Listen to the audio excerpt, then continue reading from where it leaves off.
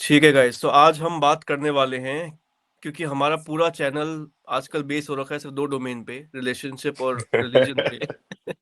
तो आज रिलीजन का एक और टॉपिक उठाते हैं और आज ये बात करेंगे कि रिलीजन की हमारे समाज में आज के टाइम पे रिक्वायरमेंट है भी या नहीं। ठीक है, तो प्रिंस भाई अपना थोड़ा सा इस पे आर्गुमेंट देंगे कि क्यों धर्म जरूरी है आज के टाइम पे भी।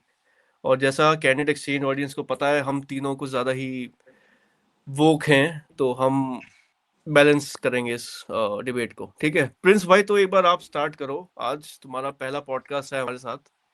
हाँ तुम्हें क्या हाँ। लगता है, रिलीजन की आज के टाइम पे जरूरत है या नहीं है? मुझे तो लगता है कि रिलीजन की ज़रूरत है, क्योंकि है। बेसिकली रिलीजन का अगर आप पर्याय देखते हैं या फिर आप अनुवाद निकाल के देख ले तो रिलीजन किसी ऐसे हिंदी वर्ड से रिलेट नहीं करता है। रिलीजन डजंट मीन धर्म। और धर्म कोई शब्द वैसा नहीं है कि भैया कोई हिंदू है मुस्लिम है, ऐसा नहीं होता है। धर्म धर्म माने होता है कि एक सर्टेन टाइम पे, ठीक है, मेरे लिए राइचियसनेस या फिर मेरे लिए सही करना क्या है, उसे धर्म कहा गया है। ये नहीं है कि कोई हिंदू है कोई मुस्लिम है, इसे पंथ कहा जाता है। तो हम जो है बेसिकली मिक्सअप कर रहे हैं कि धर्म की जरूरत है या नहीं है। Muslims they are living together, ठीक है, उनके जो भी रूल ऑफ बुक्स है, ये सारी चीजें हैं, उससे वो लोग जो है अपनी चीजें निकालते हैं, उसी के अनुसार वो लोग रहते हैं। वो उनके लिए धर्म है। ठीक है, हम हिंदूज हैं, हम अपने सेक्रेट टेक्स्ट वगैरह है ये सब पढ़ते हैं, उनके अनुसार रहते हैं, वो हमारे लिए धर्म है। ईसाई, ये सारी चीजें चलती रहती हैं। लेकिन मेन क्या है कि धर्म माने होता है जो एक सर्टेन टाइम पे, जैसे अभी मैं बाहर जा रहा हूँ, let suppose I am walking on a road और कोई किसी बंदे से लड़ाई कर रहा है, ठीक है, मुझे उसको बचाना है उस टाइम पे, वो मेरा धर्म है। अब मुझे ये लगता है कि मॉडर्न में लोगों ने सिर्फ जो है ना कट्टरपंथवाद के लिए या फिर रेडिकलिज्म के लिए, इन सारी चीजों को जोड़ने के लिए धर्म को जो है एक सिंबल दे दिया है कि धर्म जो है एक सर्टेन एंटिटी है, ये इससे जुड़ा है वो उससे जुड़ा है। मेरा मतलब ना इससे है जो रिचुअल्स होते हैं। ठीक है, लाइक मैं जानता हूँ कि एक धार्मिक होने का जो मतलब है वो ये होता है कि आप मोरालिटी वाइज सही हो। आप किसी के साथ गलत होता है तो वॉइस रेज करते हो या आपत्ति दिखाते हो, ये सब होता है। ठीक है, लेकिन जो रिचुअल्स हैं, जो सुपरस्टिशंस भी होते हैं, लेट्स से कि मंगलवार को नॉनवेज नहीं खाना, दरवाजे के बाहर कोई नींबू मिर्च टांग रहा है, अगर कोई गाड़ी ले रहा है तो उस पर स्वास्तिक का साइन बनाएगा, घर कोई नया लेगा तो वो हवन होगा, ये जितने रिचुअल्स होते हैं, ठीक है, क्या इनकी जरूरत है आज के टाइम पे? अगर बात करते हैं, जैसे पहला पॉइंट उठा था रिचुअल्स, ठीक है, रिचुअल्स में लोग बेसिकली क्या बोलते हैं कि स्वास्तिक बनाते हैं, इट्स जस्ट अ फेथ। ठीक है, जैसे हम किसी भी चीज में भरोसा कर सकते हैं। लेट कुंडली में सपोज कि मानता है एक प्रिंस तो? किसमें? कुंडली कुंडली। कुंडली में मैं मानता हूँ, ग्रह नक्षत्रों में मैं मानता हूँ। ठीक है, तो इस पे करते हैं ना भाई। हमारे यहाँ पे अर्पित जी भी हैं जो थोड़े एस्ट्रोलॉजर रह चुके हैं पहले के टाइम पे ना। जी। तो कैसे, तेरा क्या ओपिनियन है इस पे कि कैसे ये वर्क करता है? क्योंकि मैं पर्सनली नहीं मानता।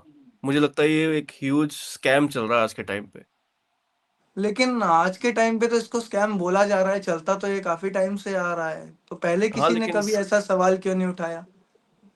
पहले शायद लोगों के अंदर क्रिटिकल थिंकिंग नहीं थी, अब डेवलप हो रही है। क्रिटिकल थिंकिंग की बात नहीं है यहाँ पे। पहले का क्या है कि इंफॉर्मेशन आजकल जिस जगह से उठाई जा रही है, क्या हम उस सोर्स पे भी बिलीव कर सकते हैं जो हमें कॉमन इंफॉर्मेशन फेच सेंस है ना, कर रहा है लेकिन या ये फीड कर रहा है?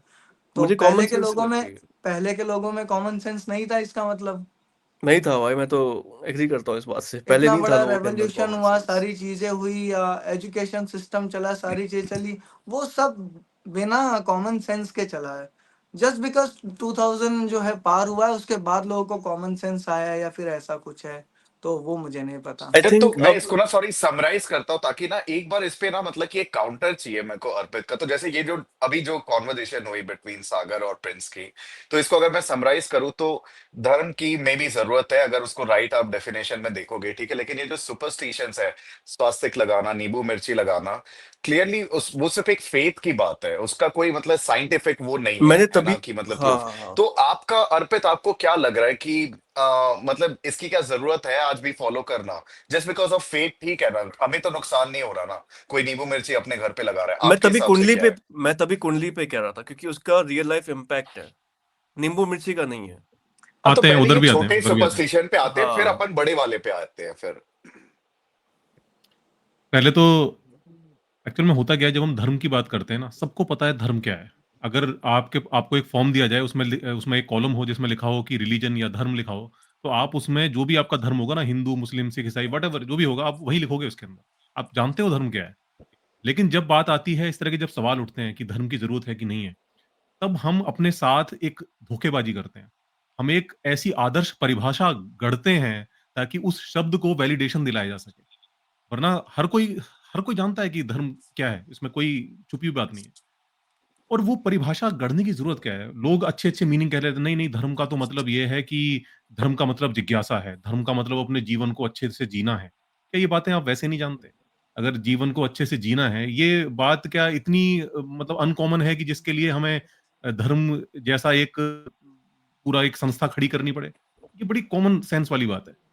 तो ऐसे शब्द जालों में फँसने की ज़रूरत नहीं है। धर्म का सीधा-साधा मतलब है जो कि सभी लोग समझते हैं, और वो मतलब ये है कि हम ये मानते हैं कि कोई सीक्रेट टेक्स्ट है हमारे पास में, जो कि एक प्राचीन परंपरा से आ रहा है, कोई और फोन वो हो कर। सकता है कि वो जो सोर्स है, वो सोर्स कहीं न कहीं एक ईश्वर से, एक पैगंबर से कि या किसी ऐसे व्यक्ति से जिसने कि किसी सर्टेन कंडीशन को अचीव करके और वो एबिलिटी पाई है कि वो उसका कुछ कनेक्शन बन गया है कहीं किसी हाई कॉन्शियसनेस से, और उसके थ्रू उसने वो इन्फॉर्मेशन गैदर की है और उसने वो चीज़ें लिख दी हैं। तो बेसिकली धर्म का मतलब है कि कुछ ऐसे नियम आते हैं हमारे सामने किसी परंपरा के थ्रू, कि जो कि अनक्वेश्चन्ड होते हैं, जिन पर कि आप सवाल नहीं उठा सकते, और उनको फॉलो करना बहुत ज़रूरी होता है। और हर व्यक्ति जो उनको फॉलो करता है, वो पर्टिकुलर उस रिलीजन को फॉलो करने वाला माना जाता है। तो ये है, इस सेंस में क्या आप धर्म को सेंसिबल मानते हैं? आपको लगता है कि इस तरह के धर्म की आवश्यकता है या नहीं? और इस पे जस्ट मैं एक पॉइंट और ऐड करूंगा प्रिंस, ताकि आप ना फिर इस पे क्लैरिफाई कर सको। सो जैसे इन्होंने बोला, अर्पित जी ने, बिल्कुल सही था, ठीक है। धर्म के चक्कर में ना एक जो बड़ी अपनी चीज आती है, जो कि इंडिया में मतलब कि बिल्कुल ना बीमारी बन चुकी है, वो की है कास्ट सिस्टम। जैसे आप किसी ना मतलब लोअर कास्ट वाले को बोलोगे तुम्हारा धर्म ही है ब्राह्मण की सेवा करना, या तुम्हारा धर्म ही है ये कोई वटेवर छोटे मोटे काम करना, ठीक है, वो आप धर्म से एसोसिएट करते हो। तो इसका इतना बड़ा साइड इफेक्ट भी होता है। कुछ चीजें धर्म की अच्छी होंगी, बट ये जो इतना बड़ा जो रायता फैला हुआ है ना कास्ट सिस्टम का, जो हट नहीं पा रहा है और आगे कई सौ सालों तक के हटता भी नहीं दिख रहा है, तो आपको नहीं लगता धर्म की जरूरत सीरियसली है, जो कि इस टाइप का जहर भी फैलाती है? नहीं, कास्टिज्म तो कभी सनातन धर्म का हिस्सा था ही नहीं। मेन तो ये है। और रही अर्पित भाई की बात है जो उन्होंने कहा है कि आपको अगर कोई फॉर्म दिया जाएगा उसमें रिलीजन लिखा होगा तो आप उसे टिक करोगे कि आप हिंदू हो या मुस्लिम हो। अगर हम उसके पीछे जाते हैं जहाँ से फॉर्म आना चालू हुआ, जो फॉर्म की बात होती है, फिल्मों में भी यही डायलॉग चलते हैं कि हाँ, अगर मैं तेरे को फॉर्म देता हूँ तो क्या टिक करेगा, हिंदू मुस्लिम क्या टिक करेगा। ये चीज जब आई, उसके पहले अगर हम्म। देखोगे तो ये सारी चीजें थी नहीं। तब धर्म का अर्थ क्या था उसका अर्थ किसी को नहीं पता। सबको अर्थ केवल ये पता है कि वो क्लासिफाई कैसे किया गया ह्यूमन को, कि आप हिंदू हो, आप मुस्लिम हो, आप सिख हो, आप ईसाई हो। क्या यही केवल धर्म है? धर्म का और कोई अर्थ नहीं है जो इतने समय से चलते आ रहा है, प्राचीन काल से। लेकिन या कास्टिज्म तो फिर पार्ट हम, है ना, लाइक नहीं, जितने भी। कास्टिज्म सनातन का पार्ट नहीं है। कास्ट वर्ड कभी इशू ही नहीं हुआ उसमें। नहीं मतलब गीता को आप सनातन मानते हो कि नहीं? वो तो सनातन सत्य है, क्योंकि कृष्ण जी ने बोला है गीता, तो वो तो गीता सनातन मैंने है ना। सुनी। हाँ, सनातन का उस पे हिस्सा तो है। वर्ण व्यवस्था की बात है ना, मतलब सूत वर्ण पुत्र कर्ण वर्ण बोलते हैं। व्यवस्था और कास्ट कास्ट सिस्टम लाया ही अंग्रेजों के द्वारा गया है। कास्ट था ही नहीं भारत में, कभी नहीं था। तो ये जो अपना ये वो कौन सा मनुस्मृति जो था, मतलब वो तो अंग्रेजों के पहले आई थी ना, तो ये चीज तो मनुस्मृति तो उससे। मनुस्मृति तो ब्रह्मा के पुत्र मनु हैं, उनके द्वारा जो रचित है। मनुस्मृति में बेसिकली क्या है, सनातन की सारी बातें की गई हैं। आप उनमें से कुछ टेक्स्ट अगर निकाल के मुझे बताएंगे, जैसे आप वर्ण व्यवस्था की बात कर रहे थे। वर्ण व्यवस्था में अगर ये कहा गया है कि ब्राह्मणों के नीचे क्षत्रिय है, क्षत्रिय के नीचे शूद्र है, या फिर बनिए जिन्हें कहते हैं, फिर बनियों के नीचे शूद्र है। वैश्य के नीचे शूद्र। इस प्रकार से तो किसी भी ब्राह्मण को ना राम जी को मानना चाहिए, ना किसी और मानिए कि कृष्ण जी, जिनको लोग यदुवंशी बोलते हैं, यादव हैं, तो हम क्यों पूजा करते हैं? क्या हम लोग इतने गिर गए हैं कि जो हमारे भगवान ने वर्ण व्यवस्था बनाई हम उसके खिलाफ जाके पूजा कर रहे हैं? इस पे अर्पित ऐसा आपका कुछ मेरे नहीं। को ना काउंटर चाहिए। देखिए जो वर्ण व्यवस्था प्रिंस है को ना, मजे लेने हैं आज। जो वर्ण व्यवस्था है वो एक्चुअल में हिंदू धर्म का एक बहुत प्राचीन हिस्सा है। ये कहना कि अंग्रेजों ने इंट्रोड्यूस कर दिया या मुगल आए उनकी वजह से वर्ण व्यवस्था आ गई, ये चीज़ सही नहीं है, क्योंकि जो कई ये जो यात्री आए थे काफ़ी पहले, जिसमें कि एक अल-बिरूनी था और एक ह्वेन-सांग था जो कि चाइना से आया था। तो इन सब ने इस वर्ण व्यवस्था को नोटिस करा यहाँ पर, और उन्होंने अपने जो ग्रंथ हैं उसमें वर्णन करा है कि इस तरह की हायरार्की यहाँ पर इंडिया के अंदर चलती थी। दूसरी चीज़ है, ग्रंथों की बात करें तो हिंदू ग्रंथों में कोई ऐसा ग्रंथ नहीं है, चाहे आप उसे स्मृति ग्रंथ कहें, चाहे आप उसे श्रुति ग्रंथ कहें। चाहे वेद आप उठा लीजिए, चाहे उपनिषद उठा लीजिए, चाहे आप भगवत गीता उठा लीजिए या पुराण उठा लीजिए। हर जगह आपको जातिवाद मिल ही जाएगा, और वो उसी हायरार्किकल फॉर्म में मिलेगा, वो जन्म वाला जो होता है ना, वही मिलेगा। आप उसको ये नहीं कह पाएँगे कि ये जो है कर्मों के अनुसार था। गीता के बारे में लोग बात करते हैं कि भाई गीता के अंदर तो वर्ण व्यवस्था है, वो तो कर्म के अनुसार है, वो चतुर्वर्ण्यम मया सिस्टम वाला जो श्लोक अक्सर कोट करा जाता है। हम्म, उससे पहले अगर पहला जो अध्याय है, पहले अध्याय को अगर पढ़ें तो पहले अध्याय के अंदर श्लोक आता है, आई थिंक 41वां या 42वां श्लोक है गीता का। उसी में है कि कुल धर्मा जाति धर्मा सनातनः, यानी जो कुल धर्म है, जाति धर्म है, वो सदा से जो चलते आए हैं, वो वाले कुल और धर्म जाति धर्म होते हैं। और इसी तरह जो गीता का जो 4:13 है, जिसमें जिसमें कहा गया है कि चतुर्वर्णम माया सिस्टम गुण कर्म विभागशः, उसमें उसको लोग इस तरह से इंटरप्रेट करते हैं कि गुण और कर्मों के आधार पर वर्ण व्यवस्था मुझ ईश्वर द्वारा निर्मित की गई है। मतलब जो उसको फिर इस तरह से मतलब व्याख्या करते हैं कि जो गुण और कर्मों के आधार पर वर्ण व्यवस्था बनाई गई है, ना कि जन्म के आधार पर। लेकिन उस श्लोक का जो असल मीनिंग है, वो मीनिंग ये है कि ये जो वर्ण व्यवस्था जो रची गई है, ये मुझ ईश्वर द्वारा रची गई है, और इसके जो गुण कर्म हैं, वो विभाजित हैं। यानी अगर ब्राह्मण वर्ग का जो गुण कर्म है, वो गुण कर्म उसका है, वो उसको करना है, और जो क्षत्रिय वर्ग का है, वो उसको करना है। 18वें चैप्टर में गीता का जो 18वां अध्याय है, अगर आप उसको पढ़ोगे तो आखिरी अध्याय। श्लोक नंबर मैं भूल रहा हूँ, उसके अंदर उन्होंने बताया है कि जो अपने-अपने जाति कर्मों को ही करना चाहिए, करते हुए ही मोक्ष प्राप्त हो जाएगा आपको। आपको दूसरे का जो जाति कर्म है उसको करने की ज़रूरत नहीं है। और ये भी कहा गया है कि उसमें एक जगह श्लोक आता है, परधर्मो भयावह। स्वधर्म जो है, स्वधर्म का पालन आपने करना है, परधर्म का पालन आपने नहीं करना है। और वो परधर्म, स्वधर्म जो है, गीता उसको जाति धर्म की तरह ही डिफाइन करती है, कि जो काम आपका करने का है, जो ब्राह्मण के करने का काम है, वो ब्राह्मण करेगा, जो शूद्र के करने का काम है, वह शूद्र करेगा। इसी तरह गीता में 9वें अध्याय का आई थिंक 31वां श्लोक है। उसमें तो बड़ा स्पष्ट है। उसके अंदर तो जो श्री कृष्ण है वो अर्जुन से कहते हैं कि ये जो हैं पाप योनि, स्त्री वैश्य शूद्र भी मेरी शरण में आकर परम गति को प्राप्त होते हैं। हे अर्जुन, हे पार्थ, मेरी शरण में आकर ये जो हैं पाप योनि, स्त्री वैश्य शूद्र भी परम गति को प्राप्त होते हैं। तो ये भी गीता इस चीज को कहती है। तो जो और ये जैसे अ, इसमें अर्पित जी एक मैं एग्जांपल दे रहा हूँ, उसके बाद आप कंक्लूड करना, जैसे कि मैं क्योंकि ना अदरवाइज भूल ना जाओ, जैसे कि ये तो हो गई आपकी महाभारत वाली बात की गीता के टाइम की। रामायण में जैसे कि जो कि शायद सबसे मतलब कि डार्क चैप्टर होगा, राम जी इतने महान थे, तो जब शंभुक की उन्होंने वध किया, हत्या करी, आप जैसे भी उसको बोलना चाहे, ठीक है, वो क्यों किया था? क्योंकि एक वो लोअर कास्ट का था जो कि कुछ तपस्या कर रहा था, और सब देवी देवताओं ने जो भी था कि उन्होंने बोला कि इसको रुकना चाहिए, तो राम जी गए, उन्होंने उससे पूछा, वो बोला कि हाँ भैया मैं शंभुक हूँ, वटेवर जो भी है, और उसके बाद सीधा उसका वध किया गया था। तो ये रामायण में भी था जो कि महाभारत से भी पुराना है। तो हम क्या बोल रहे हैं फिर? बिल्कुल रामायण के अंदर भी है। रामायण के अंदर जो शंभुक है, शंभुक जो है कोई तपस्या कर रहा था, और उसको ऋषियों ने बताया कि भाई ये जो तपस्या कर रहा है इसकी वजह से जो है बिल्कुल। जो बच्चे हैं वो मर जा रहे हैं। श्री राम जाते हैं, उससे कहते हैं कि भाई तुम तपस्या क्यों कर रहे हो? कह रहे हैं मैं स्वर्ग में जाने के लिए तपस्या कर रहा हूँ। तो मतलब जो उनके गुरु ने बताया था कि ये शूद्र होते हुए तपस्या कर रहा है, तो उन्होंने तुरंत हाँ। चमचमाती हुई तलवार निकाली और उसकी गर्दन अलग कर दी। ये पूरा प्रकरण रामायण के अंदर आता है। महाभारत की बात करें, महाभारत के अंदर भीष्म पर्व है, जिसके अंदर युधिष्ठिर और भीष्म का संवाद है। तो उसमें जो बिल्कुल। युधिष्ठिर हैं वो भीष्म से पूछ रहे हैं कि जाति वर्ण व्यवस्था के बारे में मेरे को बताइए। तो वो बताते हैं कि ये जो चतुर्वर्ण माया सिस्टम है, ये वाला श्लोक वहां पर भी आता है, और वहां पर भी इसको इसी तरह से डिफाइन किया गया है कि ये जो व्यवस्था है ये ईश्वर के द्वारा बनाई गई है। ये बेसिकली ये जो श्लोक है इस चीज को बताता है कि इस व्यवस्था को आप सवाल मत कीजिए इस पर, क्योंकि ये ईश्वर के द्वारा बनाई गई है। और उसके अंदर जो है युधिष्ठिर सॉरी भीष्म जो है वो युधिष्ठिर को क्लियरली बताते हैं कि अलग अलग जो वर्ण के जो लोग होते हैं उनके बीच में अगर इंटरकास्ट मैरिज होती है तो संतान किस तरह की उत्पन्न होती है। तो यदि जो स्त्री ब्राह्मण है और जो उसका जो पति है वो शूद्र है, अगर वो शूद्र से विवाह कर लेती है कोई ब्राह्मण स्त्री, तो उससे जो बच्चा पैदा होता है वो चांडाल पैदा होता है।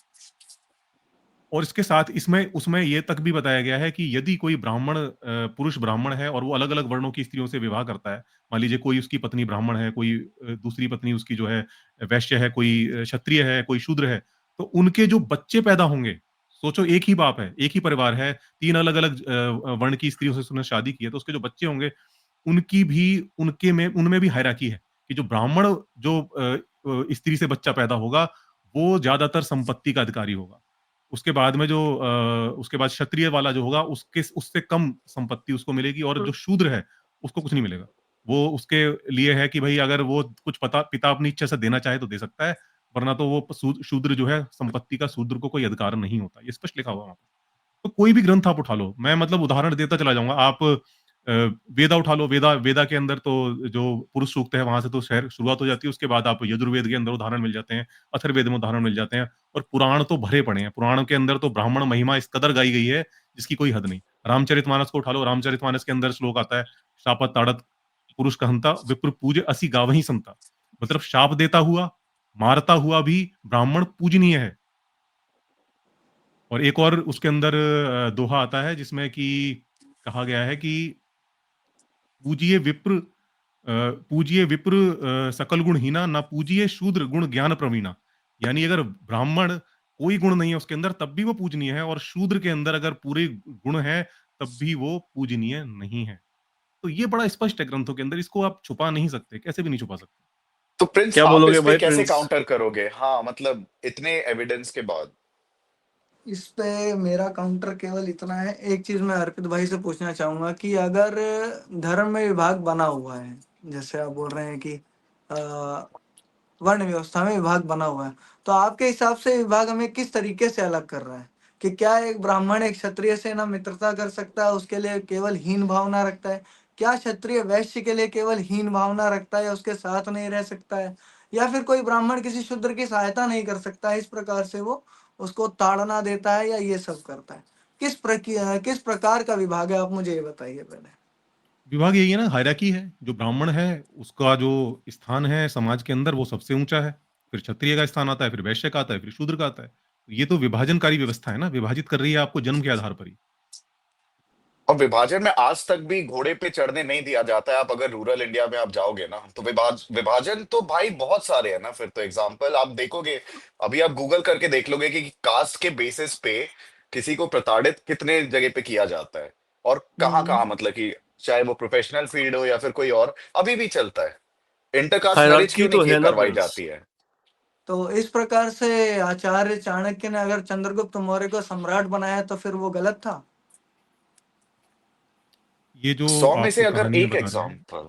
हाँ। नहीं नहीं नहीं, नहीं, अभी चाणक्य विभाग की चाणक्य बात के है। बारे में कोई हिस्टोरिकल रिकॉर्ड मिलता नहीं है, पहली बात तो। चाणक्य क्यों नहीं मिलता? नहीं मिलता है, हिस्टोरिकल रिकॉर्ड कोई नहीं मिलता है चाणक्य का। अगर आप पता करेंगे आपको पता चल जाएगा। हम्म। चाणक्य, मैं जहां तक बिल्कुल मुझे नहीं लगता ट्राई है कि एक मिथिकल पार्ट ज्यादा लगता है, क्योंकि मैंने भी जो जहां तक कोशिश थी मैंने खोजने की कोशिश करी, मुझे कोई हिस्टोरिकल रिकॉर्ड उसका नहीं मिला।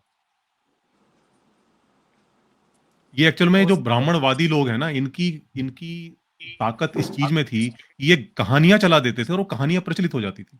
अब चंद्रगुप्त मौर्य हम्म। जो था वो एक बहुत महान शासक था भारत का, लेकिन हम्म। अब चूंकि वो ब्राह्मण नहीं था, तो ये जो ब्राह्मणों की जो हायरार्की है वो खतरे में आ जाती है कि भैया हमारा तो कोई हस्तक्षेप नहीं हुआ, ये इतना महान बन गया। उन्होंने एक चाणक्य नाम का किरदार पैदा करा और उसके जरिए कहानी चलाई कि उस चाणक्य के दम पर वो जी। चंद्रगुप्त मौर्य था वो शासक बना, ताकि वो जो हायरार्की है, जो वो उनकी जो ठसक है, जो चौधराहट है, वो हम्म। बरकरार रह सके। तो इसी और बात पे मैं आपको प्रिंस काउंटर भाई सॉरी करूंगा। सॉरी, हाँ। हाँ प्रिंस जी। भाई सॉरी करना, मैं जस्ट एक पॉइंट ऐड कर श्योर देता हूँ, आप श्योर फिर श्योर। करना तो ठीक है। जैसे 100 में से लेट से मैं बोलता हूँ, अगर वो ट्रू भी है तो आप मेरे को बस पूरे इंडिया में एक मंदिर बता दो जहां पे आज एक शूद्र वहां पे पंडित बन के बैठा है या पूजा पाठ करता है। तो आप मेरे को एक एग्जाम्पल बता देना। यहाँ पे चलिए ठीक है, शायद चाणक्य को बना दिया होगा, आज की डेट हम्म। में क्या हो रहा है? हाँ, आप आज अब की आंसर डेट में करिएगा। ऐसा एनकाउंटर मेरे साथ तो नहीं हुआ, क्योंकि मैं मंदिर में जाके जो पंडित बैठा है उसकी मैं जात तो नहीं पूछता। ट्रस्ट मी, आप पूछना। लिटरली यही लिटरली। है। मैं हाँ, सच्ची में कसम से बोल रहा हूँ, यही है आज की डेट में। ट्रस्ट मी, नहीं बन सकते शूद्र वहां पे, नहीं, पंडित नहीं बन सकते। अभी एक पंडित इंसिडेंट हुआ बनना था, ना। इटावा का इंसिडेंट था, जिसमें कि एक कथावाचक था, उसने कथा का आयोजन करा था। बाद में लोगों को पता चला कि उसकी जो जाति है, वो शूद्र भी नहीं था, यादव जाति का था शायद, जहाँ तक मुझे हम्म, याद आता है। तो सोचो कि मतलब कोई ऐसा भी नहीं था कि वो ओबीसी से बिलॉन्ग करता था, एससी एसटी से भी नहीं था, लेकिन उसके बाद भी उसके साथ बहुत दुर्व्यवहार किया गया, यहाँ तक कि उसको जो है, जो वो ब्राह्मणी स्त्री थी जिसके यहाँ वो कथा कर रहा था, उस स्त्री का मूत्र पिलाया गया। आप सोचिए। हम्म। कैसे काउंटर करोगे भाई प्रिंस? ये इंसिडेंट मुझे पता नहीं है, तो अगर ये ऐसा हुआ है तो ये गलत है, ऐसे होना नहीं चाहिए। लेकिन समाज में जो हायरार्की की बात कर रहे हैं कि भैया धर्म के आधार पे हायरार्की होती है, जैसे अर्पित भाई ने बोला कि चाणक्य जो है एक मिथिकल शब्द है जिसे लाया गया, क्योंकि चंद्रगुप्त मौर्य इतना अच्छा शासक था, तो एक ब्राह्मण उसके साथ क्यों नहीं जुड़ा, इसलिए जो है वो कैरेक्टर लाया गया। तो अगर इस बात को लेके चलते तो रामायण काल में क्षत्रिय समाज से भगवान राम ही क्यों राजा बने, किसी ब्राह्मण का नाम क्यों नहीं एसोसिएट किया गया कि उनको बनाने में एक ब्राह्मण का ही हाथ था। आपको रामायण के अंदर विश्वामित्र के बारे में पढ़ा है आपने? हाँ। हाँ, तो उनका आप देखो कितना विश्वामित्र। योगदान है। जो हम्म। विश्वामित्र हैं, वो राम के पैदा होने तक में उनका योगदान है। जो यज्ञ हम्म। होता है, एक तो आपने वो नहीं पढ़ा होगा, अगर आप जो ओरिजिनल वाल्मीकि रामायण अगर आपको पुरानी मिले, तो उसको आप हम्म। पढ़िएगा। उसके अंदर उन्होंने अश्वमेध यज्ञ का ज़िक्र आता है कि उनके हाँ, जो बच्चे अश्वमेध नहीं हो यज्ञ। रहे थे दशरथ के, तो अश्वमेध यज्ञ करवाया जाता है। और अश्वमेध यज्ञ क्या है, उसके बारे में भी अगर आप डिटेल में पढ़ोगे, तो भी आपकी रूह काँप जाएगी, किस तरह का यज्ञ वो होता था। उसके अंदर वही घोड़ा बहुत छोड़ तरह दिया के, जाता है, जहां तक नहीं, नहीं, घोड़ा जाता घोड़ा-वोड़ा, है वहां तक साम्राज्य वो वो जीत तो था लिया ही जाता है। उसके हाँ, फिर घोड़े के साथ बाद में क्या होता था? ये पढ़ा है आपने? नहीं। हाँ, मैं बताता हूँ आपको। घोड़ा छोड़ा जाता था, उसके बाद में लास्ट में वो घूम-घाम के जब वो घोड़ा लौट कर आता था, उसको सब जगह से कोई पकड़ता नहीं था। उसके बाद में घोड़े को यूप बोलते हैं, खूंटे को, उस यूप में बाँधा जाता था। उसके साथ में और बहुत सारे जानवर, अलग-अलग जगहों से पक्षी, बहुत तरह के कछुए, खरगोश, गिलहरी, लोमड़ी, पता नहीं बहुत तरह के जानवर थे, वो लाके अपने-अपने यूपों पर बाँधे जाते हैं। और उसके बाद हर दिन कुछ-कुछ जानवरों की बलि दी जाती है और लास्ट में, सबसे लास्ट वाले दिन घोड़े की बलि दी जाती है। उसका ज़िक्र आता है रामायण के अंदर, जिसमें कौशल्या तलवार के 3 वार से घोड़े का गर्दन अलग कर देती हैं और उसके बाद एक रात जो कौशल्या हैं, वो उस घोड़े के साथ में शयन करती हैं। उसके बाद में फिर वो यज्ञ होता है और उसमें जो घोड़े की जो चर्बी है, वो सब डाली जाती है और उसके बाद वहाँ से धुएँ में से एक पुरुष प्रकट होता है, जो कि हाथ में खीर का पात्र लेकर आता है और वो खीर का पात्र जो है रानियों को दिया जाता है, ताकि वो रानियाँ उसको पीती हैं और उनको गर्भ धारण होता है। इस तरह से राम का जन्म होता है। ये वाल्मीकि रामायण में ये कौन से कांड में है, ये आप मुझे बताएंगे तो मैं एक आई बार थिंक पढ़ूंगा बाल उसको। कांड में है, जहाँ तक मुझे याद है। बाल बाल कांड कांड में में। अगर आप पढ़ेंगे तो आपको मिल जाएगा। ठीक है, मैं एक बार देख लूंगा उसको, क्योंकि मैं भी तो अभी गया था तो काशी प्रिंस, विश्वनाथ, तो वहां से मैं 5 से 6 ग्रंथ लेके आया हूँ, वो उसके गीता प्रेस के, क्योंकि मेरे पास अभी रिसेंटली एक अष्टावक्र गीता पढ़ी हुई थी, मैं उसको पढ़ रहा था, 6-7 अध्याय मैंने पढ़े, तो आगे जाके मुझे थोड़ा जो ट्रांसलेशन है गड़बड़ सा लगा। फिर क्योंकि उसमें आ रहा है कि प्रभु ही सब कुछ है, ये सब मैं थोड़ा परेशान हो गया, फिर मैं काशी विश्वनाथ गया, फिर मैं वहां से एक महागीता उठा के लाया हूँ जिसमें 18 गीता का संग्रह है। हुँ, हुँ, हुँ। तो प्रिंस मेरा ना इस पे देख ये हम्म, क्वेश्चन है कि अब जैसे हम जो भी, जैसे अर्पित बता रहे हैं, ठीक है, जो जो चीजें लिखी हुई हैं वाल्मीकि रामायण में भी, और हम्म। हर ग्रंथ में कुछ ना कुछ अंधविश्वास, ऐसा कुछ सुपरस्टिशन मेंशन होता है। हाँ। तो मेरा ये पॉइंट है कि अगर आप सिर्फ फिलॉसफी के लिए, लाइक आप सिर्फ मोरालिटी सीखना चाहते हो, ठीक है, वैल्यू हम्म। सीखना चाहते हो, आज के टाइम पे इतना लिटरेचर है ना, by modern philosophers, modern psychologist, modern therapist, आपको फिर इन सब ग्रंथों को आज के टाइम पे पढ़ने की क्या जरूरत है? क्योंकि इनका एक साइड इफेक्ट भी होता है। हम्म। कोई भी पर्सन ना सिर्फ प्योर फिलोसफी के लिए इनको नहीं पढ़ रहा है, जो इनको पढ़ रहा है वो फिर ना एक अंधविश्वासों में भी पढ़ रहा है, सुपरस्टिशंस, कास्ट सिस्टम, ये सब तभी अपनी सोसाइटी से जा भी नहीं रहा अभी के टाइम पे भी। तो इसको क्यों पढ़ना है अभी? क्या ऐसा तुम्हें पढ़ के मिल रहा है इन सब में से जो आपको मॉडर्न साइकोलॉजी नहीं सिखा सकती, मॉडर्न फिलोसफी नहीं सिखा सकती? अब मेन तो ये है कि हम धर्मशास्त्र इसलिए भी पढ़ते हैं अब मैं जैसे कि एक ब्राह्मणिकल फैमिली में पैदा हुआ हूँ, या फिर कोई मेरा दोस्त है जो क्षत्रिय समाज में पैदा हुआ है, मानो हम पीछे किसी गांव से आते हैं, तो वहाँ हमारे पास कोई ये फिलोसॉफिकल टेक्स्ट जिसकी बात हो रही है कि मॉडर्न फिलोसफी टेक्स्ट है फलाना ढिकाना, हमें इनसे नहीं इंट्रोड्यूस कराया जाता है। हमें इंट्रोड्यूस क्या कराया कराना जाता है कि मैं बता रहा कराना हूँ, चाहिए ना सर। मैं बता रहा हूँ, आप इन्वॉल्व कर सकते हैं, वो एजुकेशन सिस्टम वाला पार्ट है, उसको इन्वॉल्व कर सकते हैं। अब हमें क्या होता है कि हाँ बेटा अच्छा काम कर, ऐसा ऐसा मिलेगा, देख भगवान राम भी ऐसे थे, ठीक है, तू ऐसे ऐसे कर, देख भगवान कृष्ण भी ऐसे थे। ये चीजें हमें बताई जाती हैं, तो वो जो रेफरेंसेस होते हैं वो हमें वही किताब देती है जो हमारे पास ऑलरेडी पढ़ी हुई है। अब मैं शेक्सपियर नहीं पढ़ सकता अगर मैं केराकत के गांव से आ रहा हूँ जो जौनपुर जिला के पास पड़ता है उत्तर प्रदेश में। तो जो चीजें मुझे पढ़ाई जा रही हैं वही मेरे अंदर घूम रही है, फिर आगे क्या होगा, जो मेरी जनरेशन आगे मैं भी उसको वही पढ़ाऊंगा। हाँ, अब ये क्या है कि उसमें से मैं ओमिट कर सकता हूँ इन्फॉर्मेशन जो मुझे लग रहा है कि मेरे बच्चे के लिए सही नहीं है, वो मैं ओमिट कर सकता हूँ, उसकी आजादी दे रखी है पूरी की पूरी। जैसे अभी बोल रहे थे कि अश्वमेध यज्ञ हुआ था, ये सारी चीजें हुई थी, या फिर कास्ट सिस्टम है। अब आज के टाइम पे मैं अपने बच्चे को बोल सकता हूँ कि ये जो तुमने ये मानो रामायण ही मैं उसको पढ़ा रहा हूँ, तो मैं उसको क्या बोलूंगा, जो राम जी के ट्रेड्स हैं, जो उन्होंने वो चीजें सीख ले, सिखाई है हाँ। कि आपको समाज में कैसे रहना है या क्या करना है।